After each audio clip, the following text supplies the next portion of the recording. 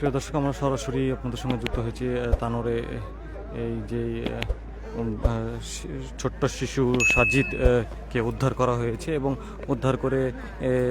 তাকে মেডিকেল নিয়ে যাওয়া হয়েছে এবং আমরা দেখানোর চেষ্টা করব যে এই ছোট্ট শিশু সাজিদ প্রায় কত ফুট গভীরে সে আটকে ছিল এবং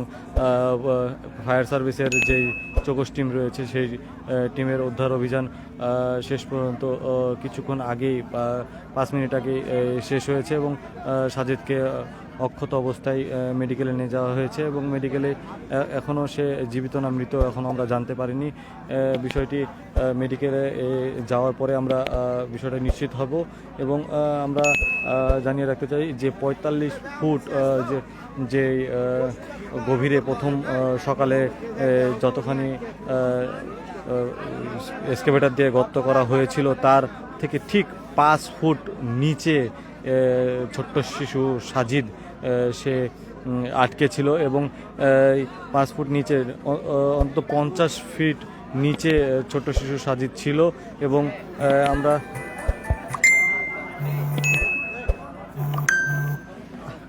আমরা আপনাদেরকে সরাসরি দেখানোর চেষ্টা করছি যে এই যে ঠিক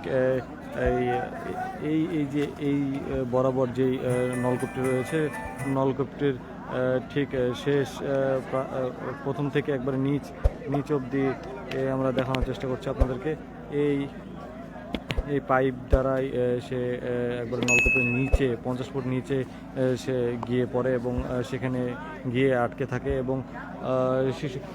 ছোট্ট শিশু সাজিদ আমরা দেখলাম সে অজ্ঞান অবস্থায় রয়েছে এবং তাকে দ্রুত ফায়ার সার্ভিসের